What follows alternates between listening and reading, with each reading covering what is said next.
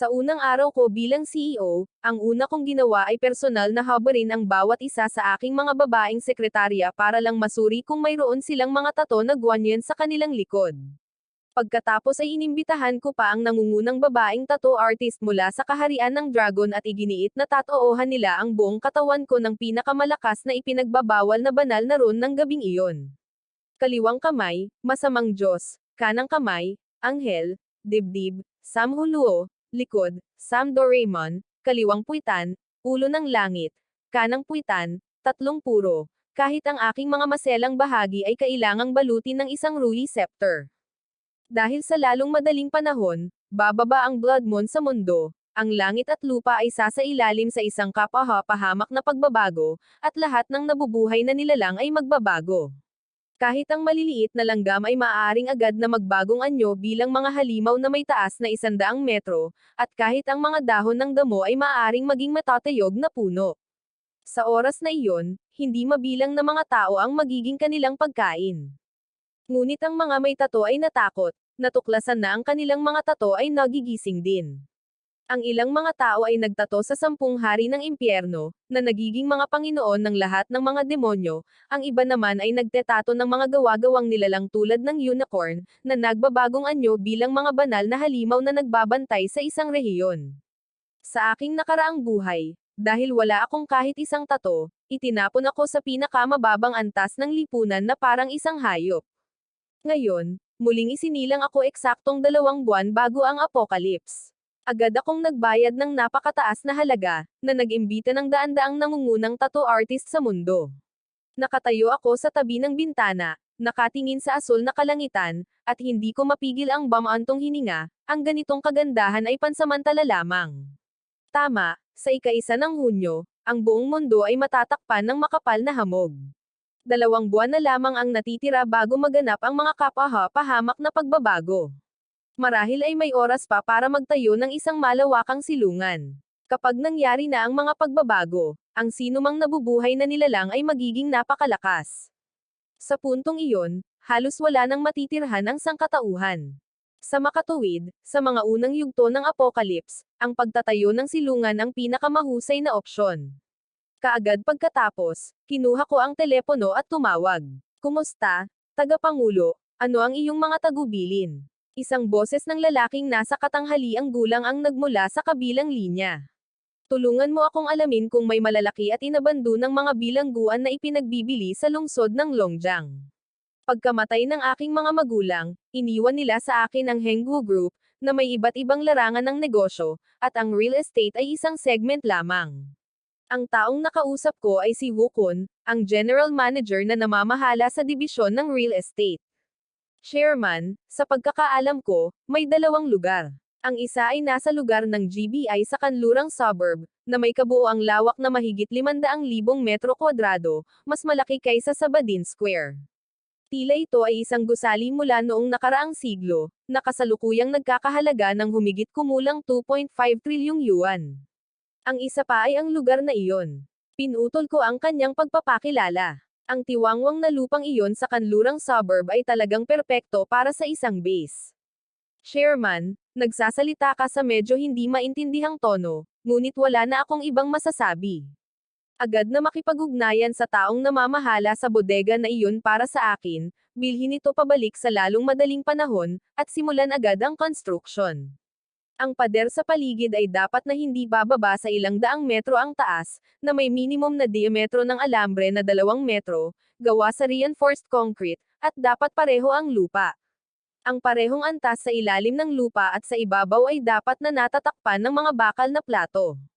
Ang layunin ko ay magtayo ng isang napakalaking silungan. Dapat itong sapat na malaki para pakainin ang kahit ilang libong tao sa loob ng 3 taon, mas marami mas mabuti.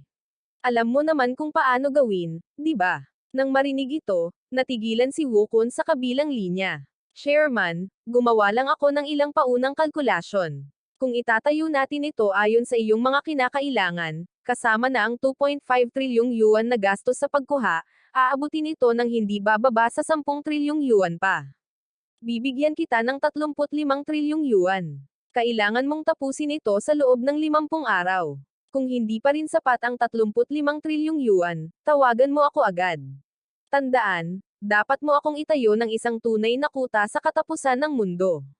Hindi isyo ang pera. Dahil sa kumpanyang iniwan sa akin ng aking mga magulang at sa sarili kong mga ari-arian, ang pera ay isa lamang serye ng mga numero para sa akin. Bukod pa rito, pagkatapos ng mga kapahapahamak na pangyayari, upang patatagin ang sitwasyon, maglalabas ang United Nations ng isang bagong pera para sa mga transaksyon. Sa puntong iyon, tanging ginto lamang ng lahat ng uri ang tunay na mahalaga. Plano kong ibenta ang Henggu Group at gamitin ang lahat ng natitirang pera para makabili ng ginto sa mababang presyo. Sige, Chairman, sapat na ang iyong salita. Hanggat pinapayagan akong gumastos ng malaki, personal kong pangangasiwaan ang proyekto. Sa loob ng 50 araw, tiyak na ipapakita ko sa iyo ang isang hindi matitinag na apokaliptikong kuta. Tungkol sa Departamento ng Pananalapi, bibigyan kita ng awtoridad na maglaan ng 35 trilyong yuan ng maaga. Magtrabaho ka agad, mas maaga mong matatapos ito, mas mabuti. Pagkatapos kong sabihin iyon, ibinaba ko ang telepono. Naayos na ang usapin ng nakatagong base, ngayon kailangan ko na lang maghintay sa pagdating ng nangungunang tattoo master sa mundo. Pagkatapos ay umupo ako sa marangyang sofa. Nag-online ako para maghanap ng pinakamalakas na tattoo. Sa wakas, pumili ako ng 10. Ang pinakamalakas na ipinagbabawal na banal na ron. Kung ang mga tattoo na ito ay nakaukit sa aking katawan, kapag ang mundo ay sumailalim sa isang kapahapahamak na pagbabago, ang mga tattoo ay madyay gising. Kahit ako ay hindi maisip kung gaano katakat ang kanilang kapangyarihan. Naaalala ko noong nakaraan kong buhay, ang mga may tattoo ng Asher Dragon, unicorn, at iba pang mga gawa-gawang nilalang ay nakatayo sa tuktok ng planetang ito, ngunit sa gitna ng mga halimaw na ito, may ilan na maaaring makapantay sa kanila. Sa bundok Kunlun, mayroong isang ahas na may gintong sinulid, na nagiba sa isang dragon sa loob ng isang taon, isang dragon sa 2, at isang gintong dragon sa 3 taon. Sa bundok Eme, mayroong isang hari ng unggoy na napakalakas na hindi matatalo. Lahat ng unggoy sa mundo ay sumuko dito. Pagkatapos ng mga kapahapahamak na pagbabago sa langit at lupa, ang mga mababanggas na hayop na ito ang naging tunay na pinuno ng mundong ito. Hindi mabilang na mga higanteng hari ng halimaw ang nagsimulang magdulot ng kaguluhan sa lahat ng dako. Sa mga unang yugto, ang sangkatauhan ay umaasa sa mga sandatang nuklear at mabibigat na firepower upang supulan ang mga ito, ngunit kalaunan, maaari lamang silang umasa sa mga nakakaalam ng sitwasyon upang protektahan ang kanilang sarili. Nang gabing iyon, isang itim na sasakyang pangkomersyo na pinapagana ng gasolina ang dahan-daang huminto sa parking lot sa harap ng villa. Bumukas ang pinto ng pasahero, at ang unang bagay na nakakuha ng aking atensyon ay isang kaakit-akit na babae na nakasuot ng business suit, matangkad at balingkinitan, na may mahaba at pulang alak na buhok. Kasabay nito, isang lalaking banyaga na nasa katanghaliang gulang ang lumabas mula sa likurang upuan. Pasok po kayo, Ginoo. Humakbang si G. Go Chingyo, sinenyasan ang kabilang panig na pumasok. Lamingga-lingga si Gonyo bago pumasok sa villa. Sa oras na ito, salamat sa paalala ng AI system, alam ko na dumating na si Go Chingyo at ang iba pa. Maya-maya, bumaba ako sa sala na nakasuot ng itim na pijama. Chairman, ito po si G. Go, ang kilalang master tattoo artist sa buong mundo. Hello, Ginoo. Tumayo rin si G. Gonyo. Ngumiti siya at iniabot ang kanyang kamay. Kinamayan ko siya, pagkatapos ay umupo sa sofa sa tapat niya. Tumingin sa akin si Go at dumiretso sa punto. G. Go. Anong klaseng tattoo ang gusto mo? Tumangala ako at bahagyang ngumiti, kailangan kong magpatato ng 10 ayon sa pagkakasunod-sunod, Raho, Yama, Evil God, Black Dragon, Death God, Azura, Underworld God, Skeleton, Great Sage, at Natcha. Lolo, hindi ko alam kung mapamahiin ka o hindi, pero ang mga tattoo na gusto mong yukit ay kamangha-mangha kaya kahit sinong, na napakaraming karanasan sa buhay, ay hindi maiwasang mamangha. Marami na siyang ginawang pananaliksik tungkol sa mga tattoo na nabanggit ko lang. Humigop ako ng tsaa, kailangan mo lang mag-focus sa pagiging nasa pinakamagandang estado ng pag-iisip para matato ako. Bahala na ako kung kaya ko o hindi. Kung sasabihin ni Lolo, hindi na ako magsasalita pa. Malamang pagod ka na sa mahabang paglalakbay mo, magpahinga ka na. Magsisimula na tayo bukas ng tanghali. Ano sa tingin mo? Tumanggo si Nyo bilang pagsang-ayon. Kinabukasan, sa labas ng aking kwarto, tahimik na naghintay si Su Qingyo. Bumukas lang ang pinto pagkalubog ng araw. Lumabas si Nyo sa kwarto. Kumusta, sir? Tanong ni Su Qingyo, habang humahakbang papalapit. Tumanggo si Nyo sa kanya. Miss Su, perpektong natapos ang tato ng chairman mo. Ito ang pinaka-focused na tato na naranasan ko sa buong buhay ko. Sinabihan din ako ni Lolo Go na ay tato ko pa siya ng isa pa. Narinig kong gusto rin akong ipatato ng chairman. Natigilan si So Qingyo. Kailangan talaga niyang magpatato. Ang seryoso kong boses ay nagmula sa loob ng silid. Nang marinig ang seryoso kong tono, nag-aatubili na lang si So Qingyo na sumang-ayon, at kinunan ko siya ng tato sa braso. Nakamamatay ang mga tato para sa mga babae. Hindi pa siya tapos magsalita nang putulin ko siya mula sa loob ng silid.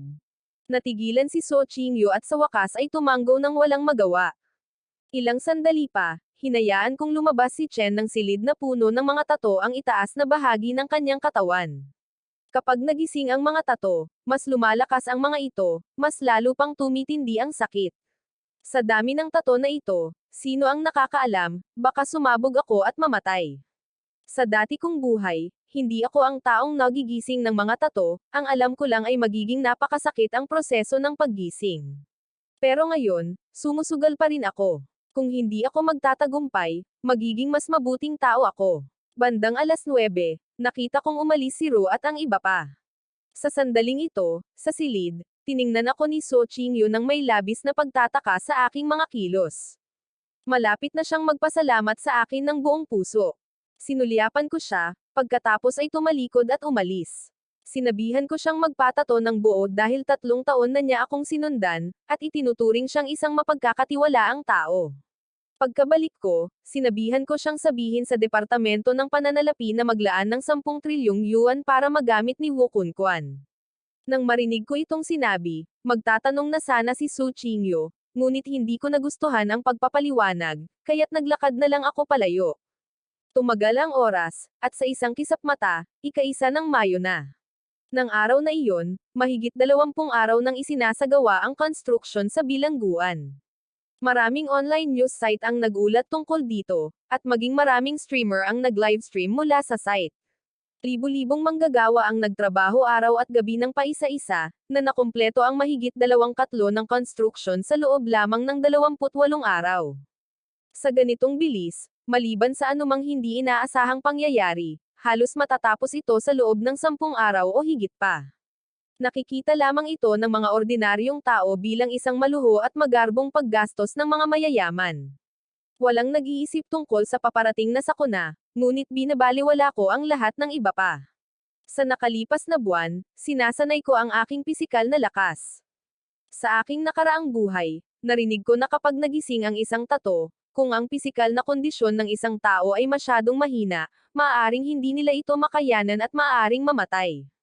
Kailangan kong ayusin ang aking pisikal na kondisyon sa pinakamahusay na antas nito sa loob ng 2 buwan na ito. Nang sandaling iyon, tumunog ang aking telepono na may mensahe. Kinuha ko ito at nakita kong may halagang idineposito sa aking account, na umaabot sa mahigit 70 trilyon. Sa sandaling iyon, tumawag si So Qingyo, at sa sandaling sinagot ko, narinig ko ang kanyang boses. Chairman, natanggap mo na ba ang pera? Mahina kong sagot, nasiyahan, magaling, bilisan mo, aking chairman. Nag-alangan si So Qingyo, ngunit sa wakas ay nagsalita. Sa kanyang paningin, ang ginagawa ko ngayon ay walang iba kundi kasamaan. Bukod pa rito, ang pagkuha sa Hengyu Group ay nag-alok sa kanya ng napakataas na sweldo para mapanatili siya.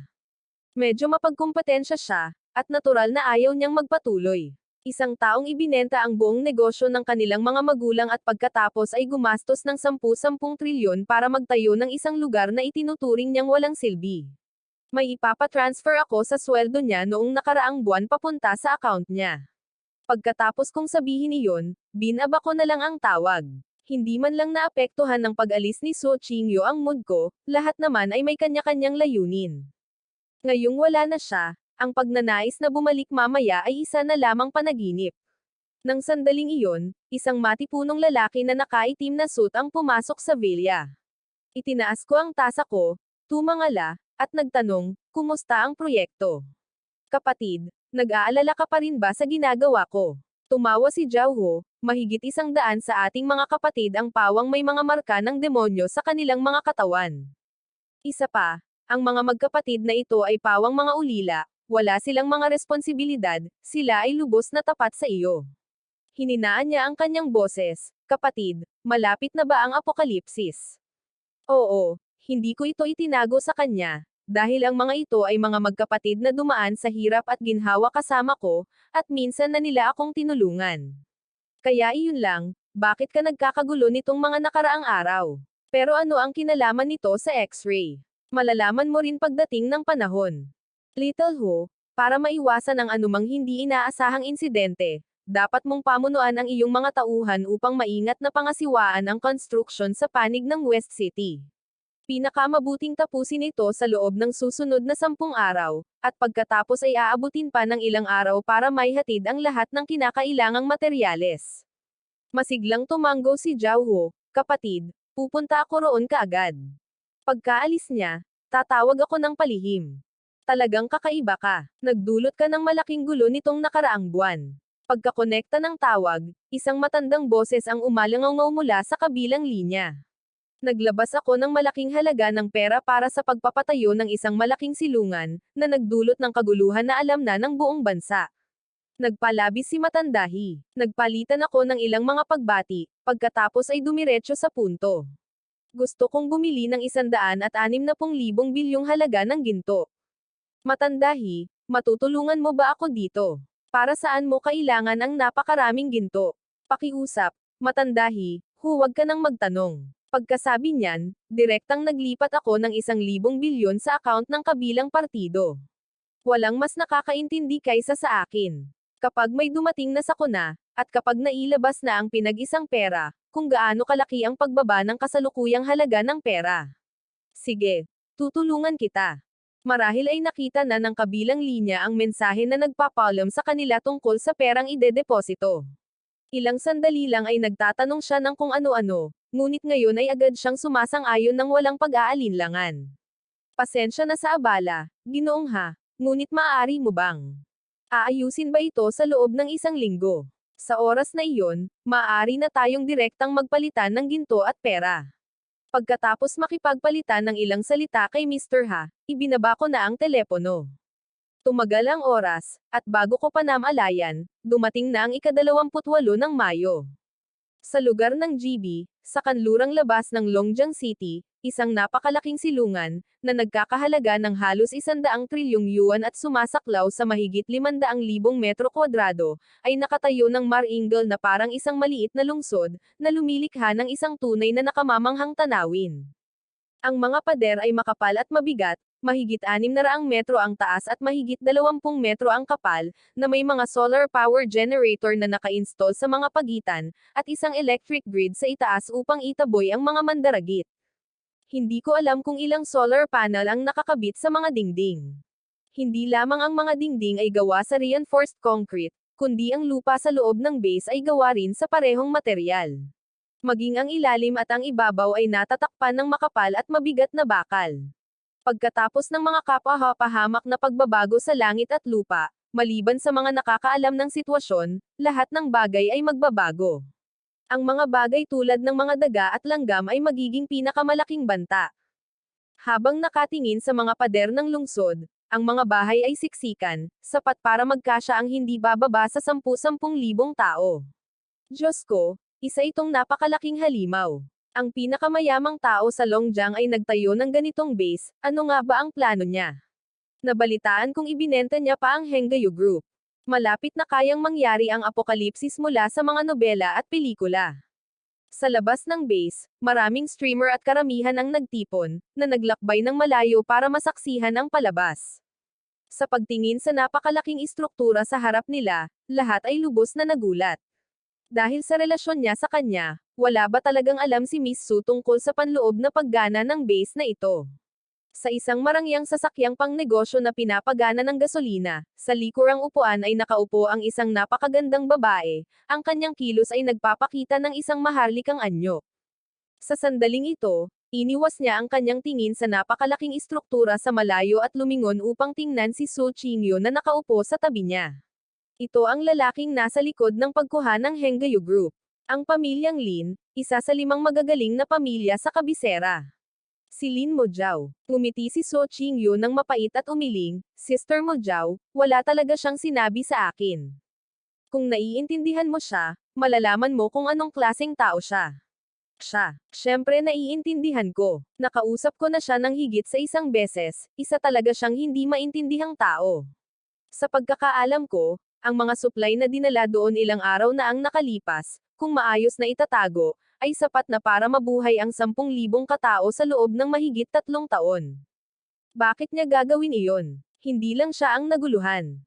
Hindi rin mabilang na mga korporasyon sa Longguo ang nakakaintindi nito, ngunit walang sino man ang nag-isip nito bilang isang senaryo ng katapusan ng mundo.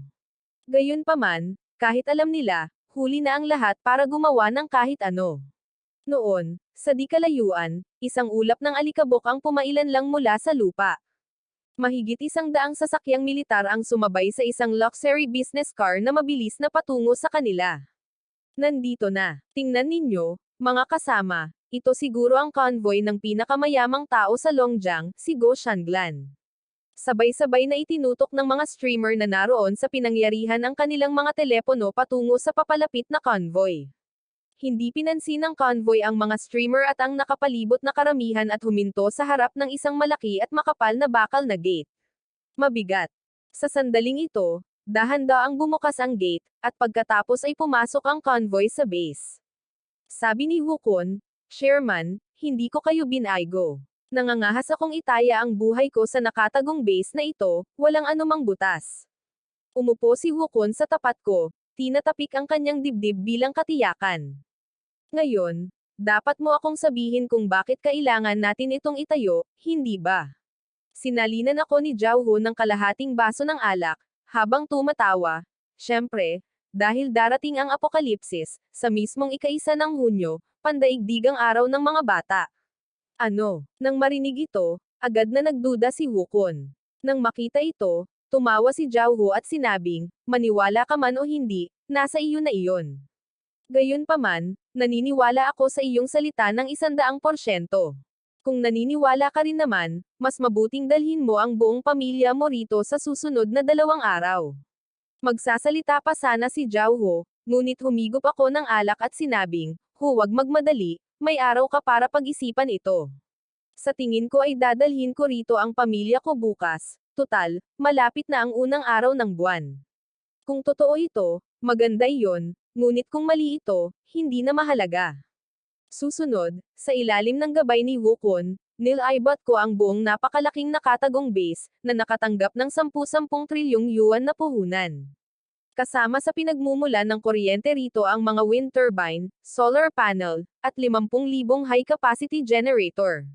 Ang reserbang gasolina ay lumampas sa 300,000 tonelada. Lahat ng mga hakbang sa proteksyon ay ipinatupad ng husto.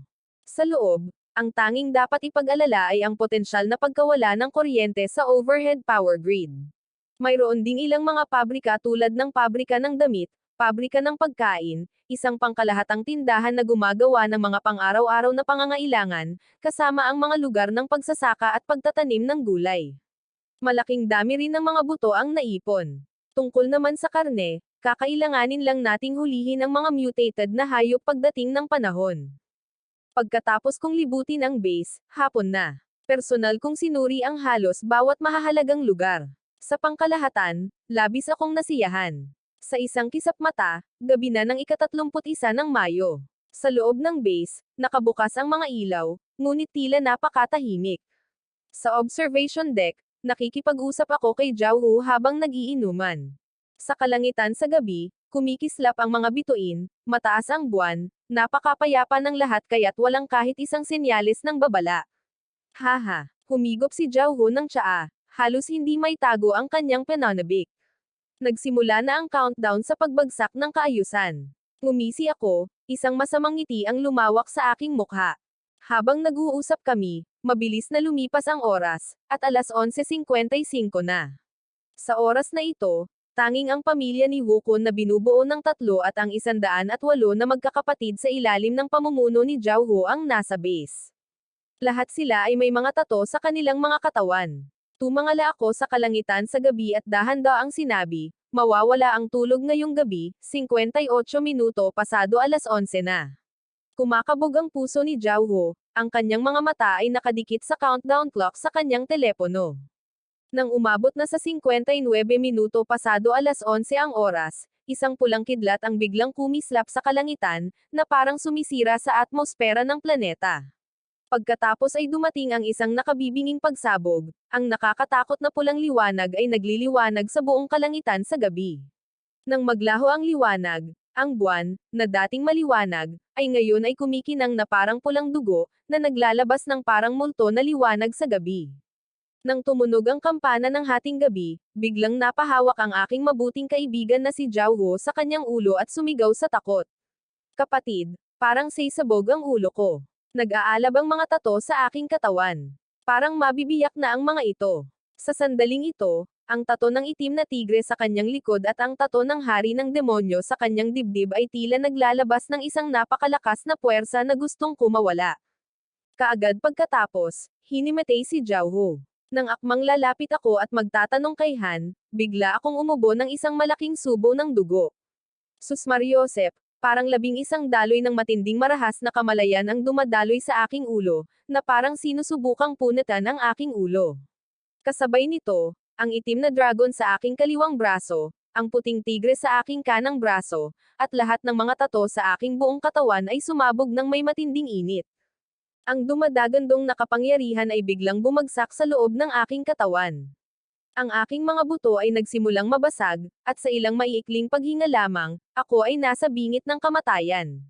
Kaagad pagkatapos, ang mga ungol ng itim na dragon, puting tigre, at kilin ay biglang umalangaw sa akin.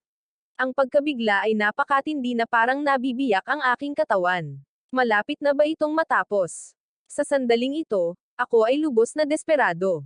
Sa aking malabong kalagayan, tila nakita ko sa harap ko ang itim na dragon na pumulupot sa tagiliran nito, ang Grim Reaper ay nakatingin sa ibaba, ang Azura ay tumatawa ng malupit, ang dakilang Sage at Natcha ay nanunuya, ang Skeleton ay nakangiti ng kakaiba, ang masamang Diyos ay nanghahamak sa akin, at ang mataas at makapangyarihang Raho ay nakatingin sa akin na parang ako ay isang langgam. Hindi ko pa rin ba ito matiis?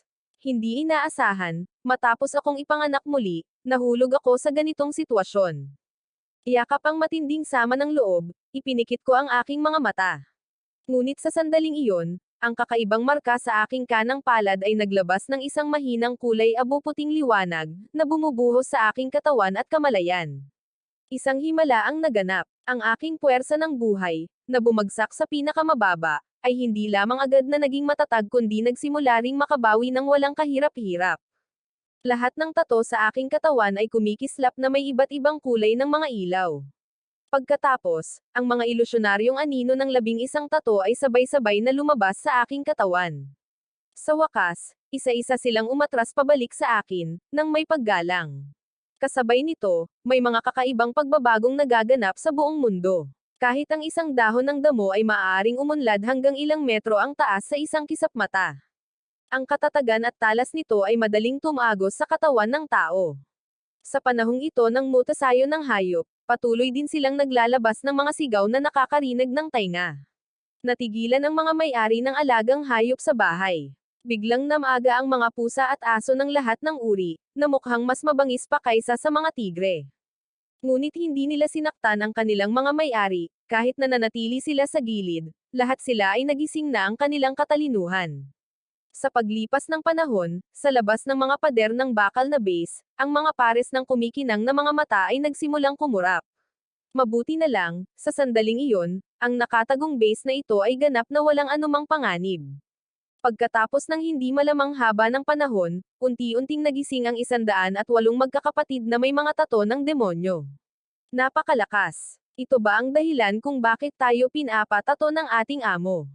Nang maramdaman ang patuloy na pag-agos ng kapangyarihang nagmumula sa mga tato ng demonyo sa kanilang mga likod, lahat ay mukhang hindi makapaniwala. Nang sinubukan nilang gamitin ang kapangyarihan ng mga tato ng demonyo, isang baluti ng demonyo ang agad na bumalot sa kanilang buong katawan. Di nagtagal, sa plataporma ng pagmamasid, dahan-daang nagising din si Jiao.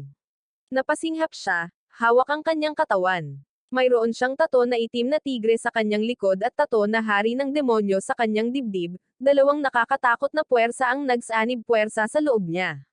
Nang sinubukan niyang gamitin ang kapangyarihan ng itim na tigre, ang kanyang buong katawan ay agad na natatakpan ng isang napakagandang baluti ng itim na tigre. Kaya mo pa bang gawin ang ganitong bagay? Pagkatapos ay sinubukan niyang i-activate ang tato na hari ng demonyo. Agad na nag-evolve ang baluti ng itim na tigre, na naging mas astig na baluti ng hari ng demonyo. Isang pares ng pakpak ng tigre na istilong science fiction ang sumibol mula sa likod ng baluti. Kasabay ng bahagyang panginginig, inilunsad niya ang kanyang sarili diretso sa kalangitan. Pagkatapos, habang nakatingin pababa mula sa itaas, nakita niya ang kanyang 108 na kapatid na nagtipon sa plaza. Kasabay ng marahang pagkaway ng kanyang mga pakpak, lumapag siya ng may malakas na kalabog sa harap nila. Kamangha-mangha si Brother Tiger. Nagtakbuhan ang magkapatid na nakasuot ng baluti ng demonyo. Ang kanilang mga mukha ay puno ng halos hindi maitagong pananabik.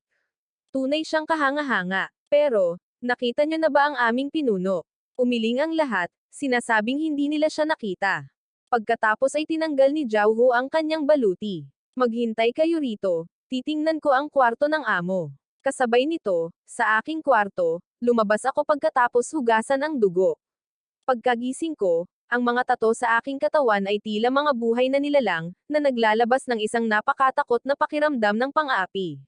Nang makita ko ang kakaibang kulay abong puting marka sa aking palad, alam kong ito ang nagligtas sa buhay ko. Ano nga ba ang iyong pinagmulan? Bulong ko sa aking sarili. Labis akong na-curious tungkol sa misteryo ng markang ito. Kahit hindi ginagamit ang tunay na kapangyarihan ng tato, ang aking pisikal na lakas lamang ay napakalakas. Pakiramdam ko ay kaya ko pang saluhin ang mga bala na tumutusok sa baluti gamit ang aking mga kamay lamang. Sa kaunting pag-iisip lamang, ang tato na may sibat na dugo sa pagitan ng aking mga kilay ay naglabas ng malademonyong pulang dugong liwanag. Pagkatapos ay nawala ang tato sa harap ko, naging isang mahabang sibat. Sa isa pang kaunting pag-iisip, ang sibat na dugo ay kumislap sa silid na parang kidlat. Sunod, inactivate ko ang tato na Azura. Sa isang iglap, isang maitim na pulang baluti ang bumalot sa aking buong katawan. Sa pag-activate ng tato na itim na dragon, ang baluti pang laban ng Azura sa aking katawan ay agad na nagbago, natatakpan ng isang patong ng mga disenyo ng itim na dragon. Ang hindi nakikitang aura na nagmumula sa akin ay naging mas mabangis at marahas. Nang inactivate ko ang tato na puting tigre, isang puting halo ang sumabog sa likuran ko. Habang ito ay umaalon, ito ay naging 36 na lumilipad na sibat. Ang espada na may disenyo ng tigre ay tahimik na lumulutang sa likuran ko. Pero bigla kong napagtanto na magagamit ko lang ng sabay-sabay ang kapangyarihan ng 4 na tato sa isang pagkakataon. Nang i-activate ko ang tato ng Great Sage, isang nakakatakot na daluyong ng kapangyarihan ang agad na sumiklab mula sa aking katawan. Isang maringal at makapangyarihang multo ng Great Sage ang lumitaw sa likuran ko. Isang nagngangalit at walang katapusang puwersa ang damaloy sa aking katawan. Nang i-activate ko ang tato na Chilin Kirin, isang itim na baluti ng kirin ang bumalot sa akin, damaloy ang mga apoy, at ang aking kapangyarihan ay biglang sumigla. Sa puntong ito, napagtanto kong hindi ko na kayang i-activate ang iba pang mga tato. Agad kong pinaalis ang baluti ng kirin at ang multo ng Great Sage, pagkatapos ay i-activate ang tato ng Death God. Sa isang iglap, nilamon ng enerhiya ng itim na kamatayan ang aking buong katawan. Kaagad pagkatapos, binalot ng baluti ng Death God ang aking buong katawan. Ang enerhiyang umaagos sa loob ko ay parang nagmula sa kailaliman ng impyerno. Nang i-activate ko ang tato ng bungo, isang mahaba at butong karit ang lumitaw sa aking palad, na naglalabas ng isang nakakakilabot at nakakatakot na aura. Pagkatapos i-activate ang mga ito, hindi ko na magamit ang iba pang mga tato. Kaya't pinaalis ko sila, at sinubukang i-activate ang tato na raho, ngunit agad akong dumura ng isang bibig na puno ng lumang dugo. Sa aking kasalukuyang pisikal na kondisyon, hindi ko pa rin ito ma-activate. Ang tato ng Raho Demon Ancestor ay tunay na nasa ibang antas mula sa iba. Pagkatapos ay inactivate ko ang tato ng Evil God, at isang malakas na pag-agos ng enerhiya ang sumabog mula sa loob ng aking katawan. Isang patong ng kulay abong ron ang bumalot sa aking balat, na nagpapakalat ng isang mabigat at mapang-apeng kulay abong liwanag. Nang i-activate ko ang tato na Natcha, ang tato ng Dark God ay hindi inaasahang naglaho. Ang aking buong katawan ay sumailalim sa isang dramatikong pagbabago, ako ay nag-transform sa nagising na demonyong batang anyo ni Natcha. Alam kong ang aking kasalukuyang mga tato ay level 1 lamang, malayo sa hindi matatalo. Sa aking nakaraang buhay, maraming tao ang gumising sa kanilang mga tato, nag-cultivate sa level 9, ang kanilang kapangyarihan ay umaabot sa isang matinding antas, na may kakayahang patatagin ang isang buong bundok sa isang kumpas lamang ng kanilang kamay. Susunod, sinimulan kong tuklasin ang mga katangian ng bawat tato. Ang tato ng puting tigre lamang, kapag na-activate ng paisa-isa, ay nagpapakita rin sa anyo ng baluti sa labanan. Sa kasalukuyan kong lakas, hindi ko kayang tiisin ang tatlong patong ng baluti pangdigma na nakapatong sa isa't isa. Ang aking baluti Azura at baluti Black Dragon ay parehong napakalakas, kahit isa sa kanila ay mas malakas kaysa sa dalawahang baluti ni Jiaohu. Kasabay nito, ang mga mutated na halimaw ay nagdulot ng kaguluhan sa buong lungsod. Matapos magkaroon ng kamalayan, aktibo pa nilang inatake ang mga residential area upang manghuli ng mga tao. Ang hukbo ay pinagsama-sama, kasama ang mga tangke at fighter jet na ipinadala para sa pagsadya. Sa sandaling ito, sa isang partikular na villa area sa Longjiang City, sa labas ng isang marangyang villa, isang mutated na Tibetan Mastiff, na kasing laki ng isang van, ang nagbabantay. Sa loob ng sala ng villa na binabantayan ng Mastiff, si Lin Mojiao ay nakayuko sa sofa, nakikinig sa mga ungol sa labas at sa mga desperadong sigaw na nagmumula sa kalapit na villa. Labis siyang natakot at nawalan ng pag-asa. Mabuti na lang at ang kanyang Mastiff, pagkatapos ng mutation nito, ay hindi siya sinaktan. Tumawag siya sa bahay kanina, pero magulo ang pamilya, at walang sino man ang may kakayahang mag-alala tungkol sa kanya. Biglang umungol ng malakas ang Mastiff sa labas ng pinto. Nandito ba si Sister Mojiao? Kasabay nito, umalangaw ang boses ni Su Qingyu. Nang marinig ito, sandaling natigilan si Lin Mojiao. Paano siya napunta rito? Huwag kang umatake, isa siya sa atin. Habang nagsasalita siya, tumalon si Lin Mojiao at nagmamadaling buksan ang pinto, para lamang makita ang kanyang Mastiff na nakalantad ang mga pangil at nakatitig sa isang figure na nakasuot ng baluti sa hindi kalayuan. Base sa kurba ng figure, malinaw na isa itong babae. Nang makita siyang lumabas, tinanggal ni So Qingyu ang kanyang helmet. Sister Mojiao, ako ito. Tiningnan siya ni Lin Mojiao nang may gulat na ekspresyon, nagtataka kung saan nanggaling ang baluti na suot niya. Dahil sa tato, tunay na nakita ni Go Shangglan ang apokalipsis, at alam pa niya na maaaring magising ang mga tato. Nang marinig ang mga salita ni So Qingyu, natigilan si Lin Mojiao. Pagkatapos ay tumingin siya kay So Qingyu nang may paghanga. Salamat, sa pag-iisip mo pa rin sa akin sa oras na ito. Sister Mojiao, hayaan mong ihatid kita sa base ng silungan. Maaring hindi ligtas ang pananatili rito, at paano ka naman? Mapait na sabi ni Su Qingyu. Naunawaan niyang mabuti na wala siyang paraan para bumalik sa lalaking iyon. Dinala niya lang ang kanyang pamilya sa militar bago tumakas dito. Tunay na nag-aalala si Lin Mojiao tungkol sa kanya. Nangatuwiran si So Qingyu na sa kanyang mahusay na kasanayan sa pamamahala, tiyak na hindi siya tatanggi. Pagkatapos, tumanggo si Lin Mojiao, nagpas siyang umalis. Kasabay nito, hindi mabilang na mga mutated na hayop ang nagtipon sa labas ng base na bakal. Marami-rami, marahil ilang libo.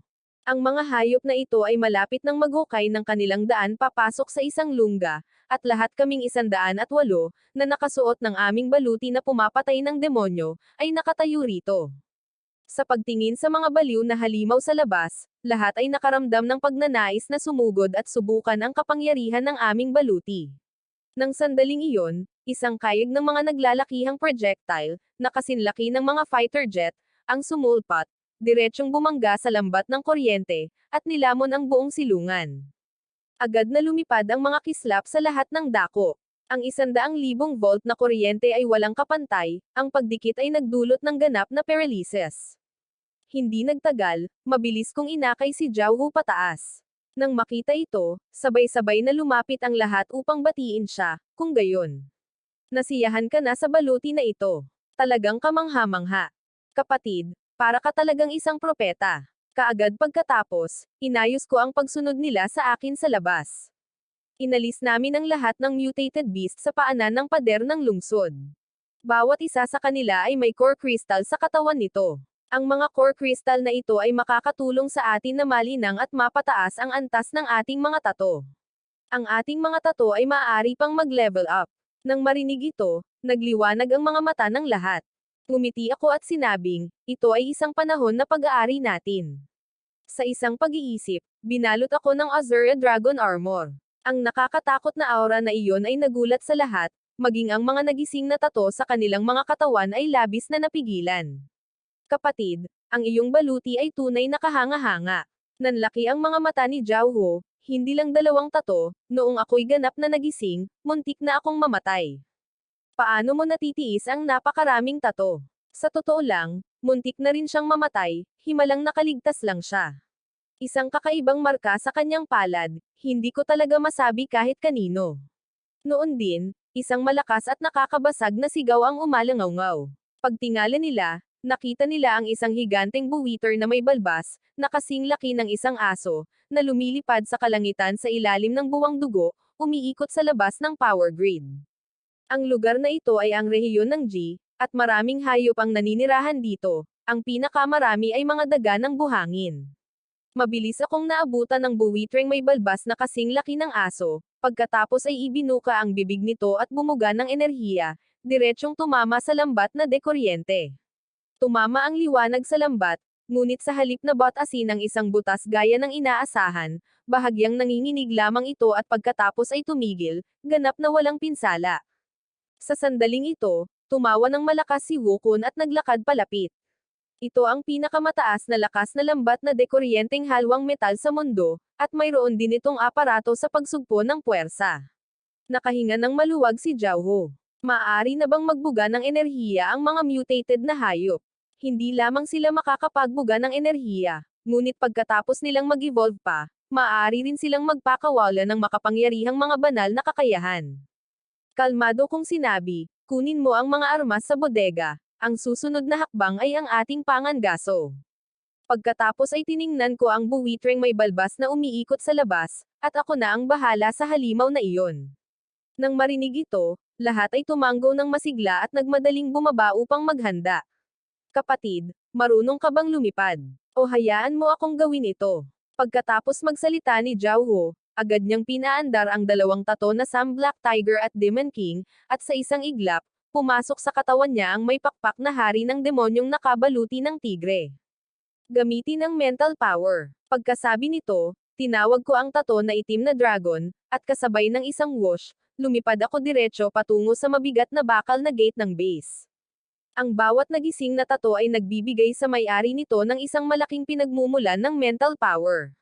Ang 11 tato ko ay nagbigay ng napakalaking mental power. Gamit din ba iyon? Talagang karapat-dapat akong maging panganay na kapatid. Kukuha muna ako ng isang alloy sword. Ang mga nagising na tato ay maaaring maging battle armor ngunit wala akong mga armas. Dali-daling sumunod si Zhao Hu. Sa loob lamang ng ilang paghinga, nakarating ako sa harap ng bakal na gate.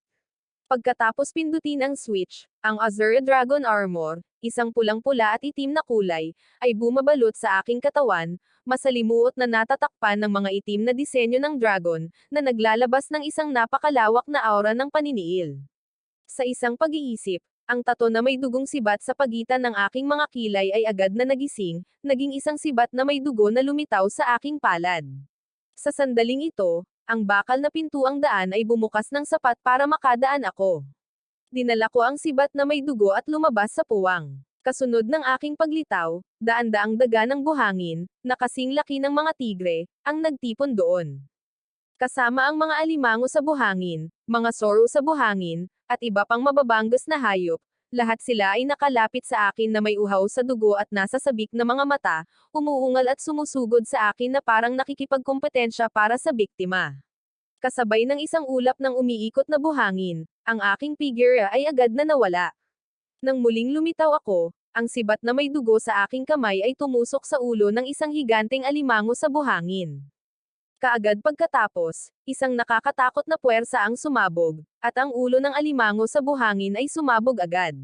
Sa sandaling iyon, ilang kalapit na daga ng buhangin, ang kanilang mga bibig ay nakabuka, sumugod at bumagsak. Ang aking bilis ay napakabilis, sa kaunting paggalaw lamang ng aking katawan, ako ay nawala. Kumislap ng matindi ang pulang dugong liwanag, at ang 6 na daga ng buhangin na sumugod sa akin ay napugutan ng ulo, at ang kanilang dugo ay nagkalat sa buong lupa. Bagamat ang aking mga tato na nagising ay level 1 lamang, lahat sila ay natato mismo ninyo, kaya sila ang pinakamakapangyarihan sa mundo. Ang dami ng lakas ng pag-iisip na pinakawalan ko pagkagising ay sapat na upang patayin ang siyam sa isang individual na nagising. Kung hindi dahil sa kulay abong marka sa aking palad, tiyak na namatay na ako. Noon din, isang halos 2 metro ang haba ng tigreng buhangin sa likuran ko, ang bibig nito ay puno ng dugo, ay sumugod ng diretsyo sa aking ulo. Umiwas ako patagilid, agad na lumitaw sa itaas nito sa ere bago bumagsak sa lupa ng may malakas na kalabog.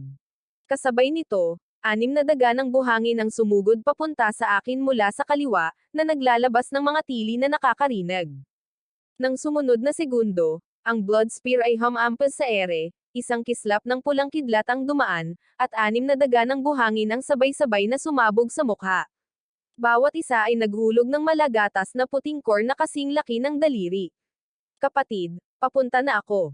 Ang may balbas na buwitter na iyon ay tila sinusubukang tumakas, habulin mo.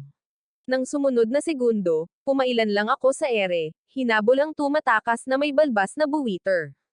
Si Zhao Hu ay napakabangis din, isang dugo ng tigre ang umaagos sa paligid niya, ang kanyang demonyong kapangyarihan ay dumadaloy, hawak ang kanyang espada at diretsyong sumugod sa grupo ng mga mutated na halimaw, hiniwa ang mga ito ng kasing dali ng paghihiwa ng mga gulay. Katatapos lang mapatay ni Zhao Hu ang ilang mutated na halimaw nang sabay-sabay na lumabas ang lahat ng 108 magkakapatid na nakasuot ng demonyong baluti, na nagpapabilis sa pagpatay. Mataas sa kalangitan, mahigit 2,000 metro sa ibabaw ng dagat, ang aking bilis ay kamangha-mangha, at mabilis na hinahabol ang tumatakas na may balbas na buwitter. Ibinaling ng may balbas na buwitter ang kanyang ulo upang lumingon, naramdaman ng isang napakalaking banta mula sa humahabol sa kanya. Ang katalinuhan nito ay hindi mas mababa kaysa sa isang tao, kaya't bulag na sinundan lamang nito ang pag-atake. Hindi ito ng ahas na bumalik upang lumaban, ngunit mabilis na lumalapit ang distansya. Kung magpapatuloy ito, sa loob ng wala pang 1 minuto, maaabutan ko ito. Ang may balbas na buwitter ay walang tiyag ang umungol ng paulit-ulit. Itinaas nito ang leeg, ibinuka ang bibig, at bumuga ng ilang daloy ng enerhiya sa likuran nito. Ngunit isang nakakatakot na tanawin ang biglang lumitaw. Ang humahabol dito, sa isang casual na pagkumpas ng kanyang kamay, ay madaling nagpakalat ng lahat ng mga daloy ng enerhiya na iyon. Bigla, ang mga balahibo sa buong katawan ng may balbas na buwitter ay tumayo. Lumingon ito upang lumingon, ang kaluluwa nito ay halos lumipad palayo. Ang simalhubong sa mga mata nito ay isang sibat na may dugo na kumikislap na may napakalakas na kidlat, na agad na sumusugod patungo dito. Kaagad pagkatapos, pinakawalan ko ang isang malakas na suntok, direktang binasag ang katawan ng may balbas na buwitter, na nagpapakita ng isang core na kasing laki ng kamao ng isang bata. Kahit sa simula ng panahon ng Mutasayon, mayroon na itong napakalaking core.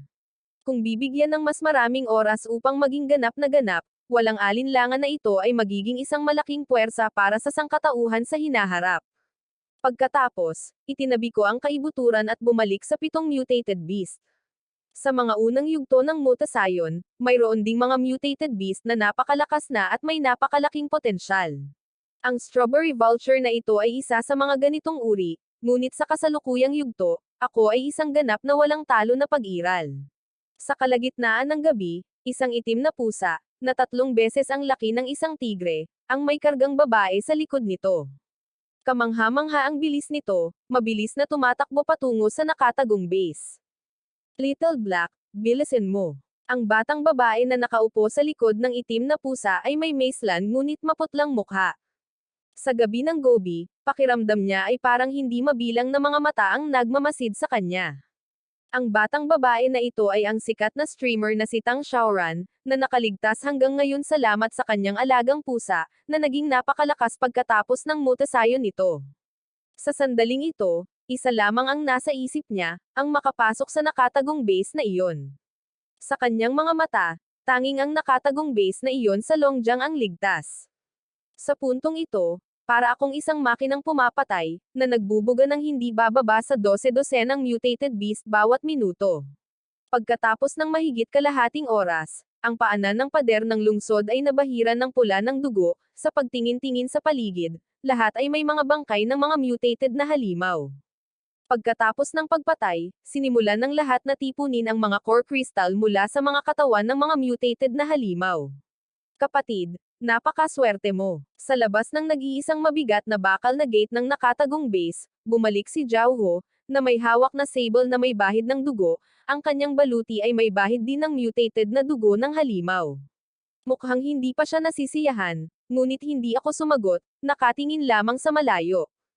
Kapatid, anong problema? Sa lakas natin, mayroon bang anumang bagay na magpapaalangan sa atin? Kaagad pagkatapos, iniwas ko ang aking tingin. Ang banta mula sa hukbo ng mga langgam sa disyerto ay hindi pa seryoso, ngunit kailangan pa rin naming maging maingat. Nang marinig ito, labis na nagduda si Zhao Ho. Paano nagkaroon ng ganitong mga nilalang sa teritoryo ng kaharian ng dragon? Dahil ang lugar na ito ay dating isang bilangguan. Noong nakaraang siglo, upang maiwasan ang pagtakas ng mga bilanggo, isang kawan ng mga langgam sa disyerto ang dinala mula sa Afrika at pinakawalan sa disyerto ng Gobi upang supulan ang mga kriminal. Bagamat halos isang siglo na ang lumipas, mahirap sabihin kung umiiral pa rin sila. Ang lugar na ito ay amoy dugo, malay natin, baka maakit sila nito. Agad akong nagdagdag ng pag-iingat, sinabihan ng aking mga kapatid na mabilis na kolektahin ang lahat ng mga pangunahing kristal ng mga mutated na nilalang. Kung talagang lumitaw ang mga langgam sa disyerto, mas magiging kapaki-pakinabang ito kaysa sa nakakapinsala sa atin. Sa aking nakaraang buhay, nabalitaan ko na ilang buwan pagkatapos ng mga kapahamak na pagbabago sa mundo, lumitaw ang mga langgam sa disyerto. Kaya nga ako nagtayo ng base dito. Simple lang ang layunin, kolektahin ang mga pangunahing kristal mula sa mga langgam at mabilis na umakyat sa kapangyarihan. Ngunit naiintindihan ko na ito pa lamang ang simula. Ang mga mutated na nilalang sa lungsod ay mas madaling harapin, ang mga nasa malalalim na kagubatan at bundok ay talagang mahirap hawakan. Ang pinakamalaking banta ay ang karagatan, na sumasakop sa 71% ng planetang ito. Kapag bilyon-bilyong halimaw sa dagat ang gumapang sa pampang, iyon ang magiging sandali ng tunay na kawalan ng pag-asa para sa sangkatauhan. Sa ating mga nakaraang buhay, lahat ng lungsod sa baybayin ay winasak ng mga halimaw sa dagat. Ang kanilang bilang ay napakalaki, hindi mapigilan. Sa makatuwid, dapat tayong bumangon sa pinakamaikling posibleng panahon. Matapos matanggap ang mensahe ni Zhao Ho, lahat ng magkakapatid ay nagmadali upang tipunin ang mga core crystal sa pinakamabilis na bilis. Pagkalipas ng halos 10 minuto, ang bawat tao na may dalang ilang malalaking sako ng core crystal ay nagtipon sa harap ng gate. Nang sasabihin ko na sana sa kanila na bumalik at pinuhin ang mga ito, isang ngiyaw ang biglang dumating mula sa malayo. Isang higanteng itim na pusa ang sumusugod ng baliw patungo sa amin sa bilis na mahigit 10 metro bawat segundo. Tila may isang batang babae sa kanyang likuran, at sa isang kisap mata, nasa harap na ito ng lahat. Hindi ba't iyon ang sikat na streamer na si Tang Xiaoran? Nakilala ni Zhao Ho ang batang babae sa likod ng itim na pusa sa isang sulyap at tinukso. Nang makitang sa wakas ay nakarating na siya sa base ng silungan, ang puso ni Tang Xiaoran, na kanina pa tumitibok na parang isang mahigpit na tali, ay sa wakas ay medyo lumuwag. Mga kapatid, maaari ba akong pumasok sa base ng silungan? Huwag kayong mag-alala, hindi ako magiging tamad, kaya ko ang lahat ng mga gawaing bahay, tulad ng pagwawalis at paglilinis. Sa pagtingin sa kanila, lahat ay nakasuot ng napakagandang baluti sa labanan, at pagkatapos ay sa mga tambak ng mga mutated na bangkay ng halimaw na nakakalat sa lupa, napuno siya ng pagdududa. Ngunit malinaw na hindi ito ang oras para magtanong ng mga ganoong bagay. Pagkatapos, tumangala siya sa akin, na parang ako ang pinakamayamang tao sa Longjiang, at ang may-ari ng base ng silungan na ito. Nang makita ito, tumanggo ako bilang pagsang-ayon, umaasang tutuperin niya ang kanyang salita. Hindi ko kinukonsinti ang mga walang kwentang tao dito. Kung sasabihin mo sa akin na pumunta sa silangan, tiyak na hindi ako pupunta sa kanluran. Ginagarantiya ko iyon, ginagarantiya ko iyon. Kahit natamaan ng kidlat, hindi ako maglalakas loob na sumuway. Kasabay nito, sa highway patungo sa base ng silungan, isang Tibetan Mastiff na kasing laki ng isang van ang mabilis na tumatakbo. Ang aso ay may kargang dalawang babae sa likod nito, sina Lin Mo Jiao at Su Qingyu. Bigla, isang pulang figure ang humarang sa kanilang daan. Nang makita ito, agad na umungol ang aso, ang bibig nitong puno ng dugo ay nakabuka, at sumugod patungo sa figure. Ngunit ang kabilang panig ay napakabilis, naiwasan ang atake gamit ang bahagyang paggalaw, at sabay na sumigaw, "Ate, ako ito." Si Lin Chen, na umaasa sa GPS ng kanyang telepono, ay natagpuan ka na sa wakas. Si Lin Mo Jiao, na kanina lang ay nagulat, ay nakabawi ng kanyang kahinahunan at tumingin ng malapitan. Agad na nagliwanag ang kanyang mukha sa tuwa. Nakita niya ang isang binata, mga 18 o 19 na taong gulang, na nakasuot ng isang set ng baluti ng Flame Dragon. Tiningnan siya ni So Qingyu nang may pagkamangha. Ito ba ang baluti ng Flame Dragon? Hindi ka panipaniwala, may nagpatato pa nga nito sa kanilang katawan. Narinig ito, lumingon si Lin Chen upang tingnan siya. Nang makita ang baluti ni So Qingyu, alam niyang alam din ito ang tungkol sa mga tato. Natawa siya at sinabing, "Mayroon pa akong Emperor Armor. Ate, saan kayo pupunta?" "Sa base ng silungan ng West Jiao." "Little Shen, sumama ka sa amin." Maaaring hindi ligtas ang holang bakal na iyon, ang pagsali sa hukbo ang tamang pagpipilian." Agad na sumang-ayon si So Qingyu, "Sister Mo Jiao, makinig ka sa iyong nakababatang kapatid, mas ligtas ang pagsali sa hukbo." "Sige, hindi tayo sasama." Sa sandaling ito, sa isang buhanginan sa kanlurang rehiyon ng Gobi, makikita ang hindi mabilang na mga langgam na kasing laki ng kamao na tumatakip sa lahat. Nagkulumpon sila sa buhanginan, patungo sa nakatagong base. Samantala, sa loob ng nakatagong base, na may taas na 600 hanggang 700 metro, ang mga sulo ay nagliliyab pa rin ng maliwanag. Sa kamakailang pangangaso, isang kabuoang 21,321 core crystals ang nakuha, 5,000 ang kinuha, at ang natitira ay hinati sa mga kapatid. Pagkatapos hatiin ang mga ito, bumalik ang lahat sa kanilang mga lugar upang mag-cultivate, sinisipsip ang purong enerhiya mula sa mga core crystals gamit lamang ang kanilang mental power. Pagkatapos, sa pangunahing bulwagan ng Velia, hinubad ko ang aking battle armor at tiningnan si Tang Xiaoran na nakatayo sa harap ko. Nasanay na siyang mambabala sa mga tao sa pamamagitan ng live streaming, ano pa nga ba ang magagawa niya? Nang marinig ito, agad na hininaan ni Tang Xiaoran ang kanyang boses at sumagot, "Matututo ako ng kahit ano." Kalmado kong sinabi, "Huwag na." Nang marinig iyon, nanginag ang puso ni Tang Xiaoran. Humagulgol siya, lumapit, niyakap ng mahigpit ang aking mga binti, at maamong sinabi, "Nagli-livestream ako para kumita ng pera para sa iyo. Ibinibigay ko sa iyo ang lahat ng perang kinikita ko. Iba na ang tingin ko sa iyo ngayon, malayo ang pananaw mo." Kahit na magulo ang mga bagay-bagay ngayon, sa loob ng ilang buwan ay magiging matatag ang sitwasyon, at pagkatapos ay magiging napakapopular pa rin ang iyong industriya ng live streaming. Sa sandaling ito, si Jiao Ho, na nakatayo sa tabi ko, ay naawa sa kanya at bumulong, "Kuya, bakit hindi mo na lang siya hayaang manatili? Sige, iiwan ko na siya sa iyo." Mabilis akong umupo sa kwarto nang nakakrus ang mga paa sa kama, pinapaikot ang aking espiritual na kapangyarihan, hinihigop at pinipino ang 5,000 energy cores. Bawat hibla ng malagatas na puting enerhiya ay pumasok sa aking katawan, unang dumadaloy sa aking balat, mga buto, at mga selula, pagkatapos ay sunod-sunod na nilamon ng 11 tato. Lampas 3:00 na ng madaling araw. Napakabilis lumipas ng oras habang naglilinang, sa isang kisap mata, sumikat ang bukang liwayway, ngunit ang langit ay nababalot ng nakamamatay na aura, isang makapal at mabigat na patong ng mga abuhing buto na bumabalot sa lupa.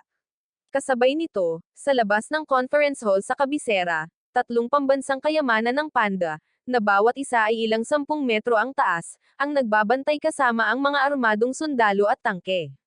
Ang 8 panda sa zoo ay mayroon ng katalinuhan na maihahambing sa isang 67 taong gulang. Pagkatapos ng mutasayon, ang kanilang katalinuhan ay kapantay na ngayon ng mga tao, at alam nilang sila ay mga pambansang kayamanan. Matapos maalagaan ng mabuti sa loob ng maraming taon, paano sila makakatayo ng walang ginagawa kapag ang bansa ay nahaharap sa panganib? Sa yugtong ito, sila ay talagang ang kisame sa mga mutated na nilalang. Sa tabi ng tatsulok na mesa ng pagpupulong, 3 lalaking nasa katanghaliang gulang, mga 50 taong gulang, ang nakaupong magkaharap, bawat isa ay may mabigat na ekspresyon. Maingat nilang pinagmasdan ang pinangyarihan ng pagkawasak sa projection screen sa mesa. Mahina ang boses na sinabi ni Long Zhangguo ng kagawaran ng militar, napakabigla ng anomalya na ito, na ikinagulat namin. Nabalitaan ko na simula pa noong Abril, si Guo Shanglan ay naglalaan ng 10 trilyong pera sa pagtatayo ng isang base. Posible kayang mahulaan niya ang hinaharap. Tumanggo si Wang Shui at sinabing, tama, hindi namin ito sineryoso noon. Talaga bang nakikita niya ang hinaharap, o nagkataon lang? Dagdag ni Huang Mengguo, maniniwala ka ba dyan? Walang tinatawag na nagkataon sa mundong ito. Talagang hindi simple si Guo Shanglan. Habang nagsasalita siya, nag-scroll siya sa virtual screen, inilipat ang satellite image sa base. Nang makita ang eksena, napanganga ang 3 lalaki sa gulat. Ang simalhubong sa kanilang mga mata ay isang walang katapusang dagat ng mga nagmamartsang langgam. Ang bawat isa ay kasing laki ng isang lobo, isang siksik na itim na masa, na nakapalibot sa base. Pabigla-bigla silang umaakyat sa perimeter wall, ngunit pagkatapos umakyat ng mahigit 10 metro, sila ay nakuryente ng mga bakal na plato at muling nahulog.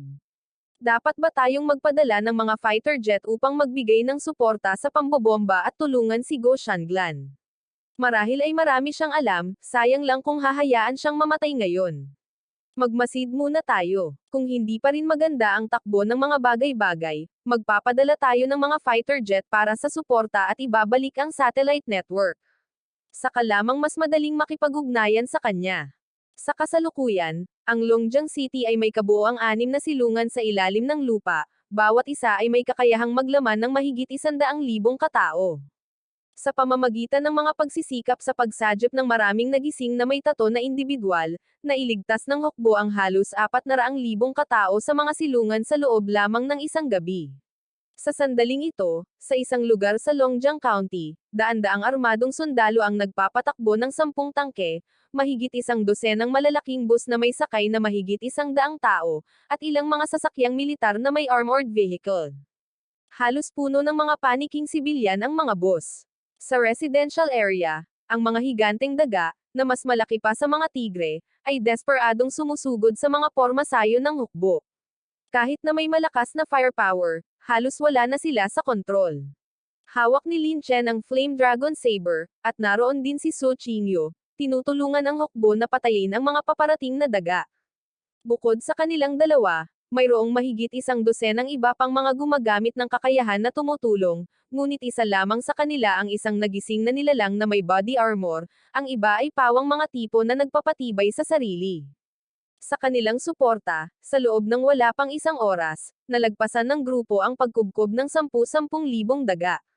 Tila hindi nila alam na ang mga mutated beast ay naglalaman ng mga core crystal na maaaring masipsip ng mga nagising na nilalang, kaya walang sino man ang nag-abalang hawakan ang mga bangkay ng beast. Matapos malagpasan ang pagkubkob ng daga, magkasamang naupo sina Lin Chen at Su Qingyu suot ang isang baluti. Sister Qingyu, ang iyong baluti ay kahanga-hanga.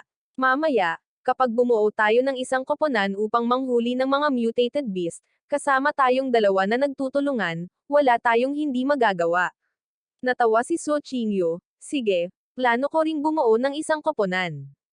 Sa sandaling ito, buong pagmamalaking sinabi ni Lin Chen, huwag kang mag-alala, mayroon pa nga akong armor ng emperador. Mayroon akong tato ng emperador sa aking likod at tato ng flame dragon sa aking dibdib. Isa akong tunay na tagahanga ng armor, at hindi ko inaasahan na magising ko ito. Kasabay nito, sa plataporma ng obserbasyon na mas mataas kaysa sa mga pader ng lungsod ng nakatagong base ng West Jiao, nagtipon-tipon sina Jiao Hu at ang kanyang 108 na kapatid. Sa pagtingin sa dagat ng mga itim na langgam sa labas ng perimeter wall, lahat ay nakaramdam ng lamig sa kanilang mga gulugod. Kumunat ang noo ni Wukon at sinabing, kung magpapatuloy ito, hindi tayo makakatagal. Ano ang ikinababalisa ninyo? Mayroon tayong 300,000 tonelada ng langis, 50,000 generator, kaya nating magtagal ng kalahating buwan. Mawawala na ang mga langgam na ito.